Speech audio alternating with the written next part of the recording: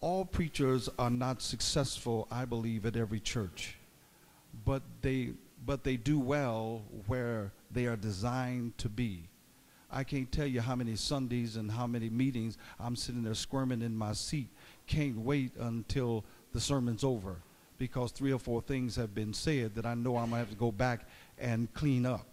Gardner C. Taylor, a good friend of Bishop Brazier's in Chicago, used to come and mentor a lot of us pastors, and 3 things he says: know your audience, speak to the occasion, and for God's sake, preach the gospel, because that's the only thing that grows ministries and changes lives.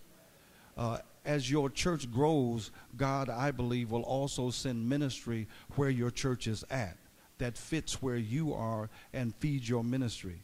I do agree with Bishop Young. I believe that picking and selecting a speaker is a grave responsibility for all of us. And I think there's 2 perspectives. One is the speakers I speak from within my church and the speakers I invite outside of my church. Inside of my church, if I select the wrong one, then I'm battling all kinds of groups and attitudes because I lean on a particular person more than somebody else. But I know who can teach my Bible class. I know who's a good 8 o'clock preacher. I know who's a good 11 o'clock, and that's who I select. But many times you get a lot of attitudes from people if you don't select them. I'm convinced that's something that you just simply have to live with. Then there are times when I believe pastors are facing serious challenges themselves in their personal lives, and you need the right speaker coming in that will address your issues. I'm convinced that all of us have a limp. President Roosevelt was a great preacher, president, but he had polio. Paul was a great apostle, but he had a thorn.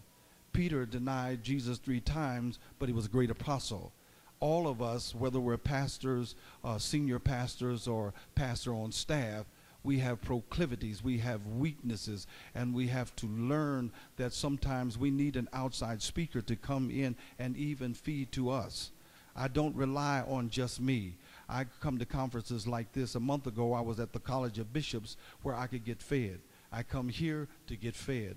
I always want to be fed, and I think that that's important. So if I start off anything, I would start off by saying that every ministry has its own unique DNA and RNA, unique vision, like Bishop Ronald says. And if you don't know your vision, you'll be calling people in that will take your church in a direction that you don't want it to go. Praise the Lord, everybody.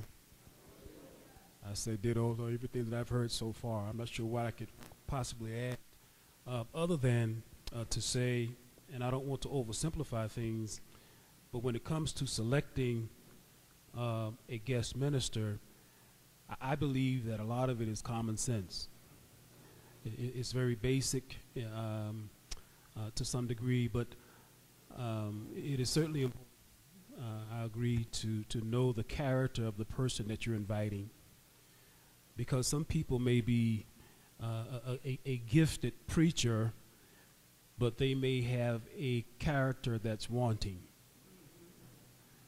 And sometimes it's not only what's spoken over the sacred desk, but there may be some other trail that's left that will have to be dealt with once that person has come and gone. That may come out a little bit later. The other thing, again, is I think it's just to reemphasize how important it is for us as pastors and leaders to know our people, to know our, to know the audience. One responsibility I believe the priest has is to watch the cloud, and when the cloud moves, then you move. It's important for, as leaders, for us to know those that we're leading, and for us to be in relationship with God in such a manner that we're making the right selection in terms of who to invite to come into our congregations to speak to our people.